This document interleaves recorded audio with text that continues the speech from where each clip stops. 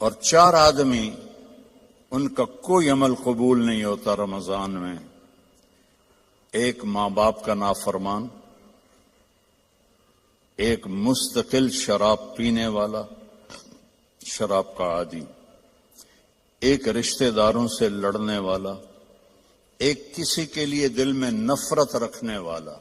یہ 4 محروم ہو جائیں گے، باقی سب کی بخشش ہو جائے گی.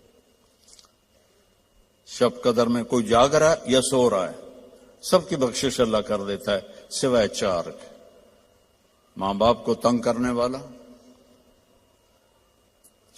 شراب کا مستقل عادی، تو بیچنے والے کا کیا حال ہوگا، رشتہ داروں سے لڑنے والا، دل میں نفرت رکھنے والا.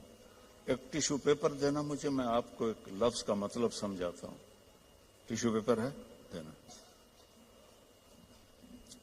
اللہ تعالیٰ نے اپنی نافرمانی کے لیے لفظ استعمال کیا ہے معصیت، عصا، اور والدین کے لیے کیا ہے عقوق. من عق والدیہ. عقا کسے کہتے ہیں؟ یہ ذرا ٹیشو پیپر دیکھنا. عقا، اس کا بعد میں مطلب بتاؤں گا.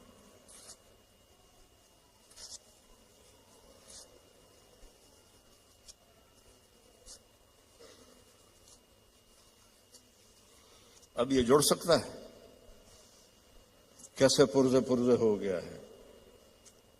جو والدین کو اتنا تنگ کرے کہ ان کا دل ایسے پرزے ہو جائے. عقا کا لفظ اپنے لیے اللہ نے کہا ہے نافرمانی، اور والدین کے لیے کہا ہے دل کو چیر کے رکھ دینا.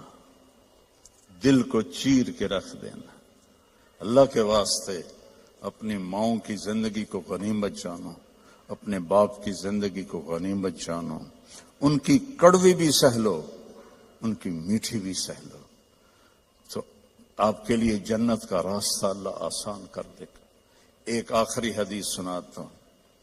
پہلے سنائی تھی جو باوضو رہے گا اللہ اس کا رزق بڑھائے گا. اب آخر میں حدیث یاد آ گیا. آپ نے فرمایا جو یہ چاہے اس کی زندگی لمبی ہو.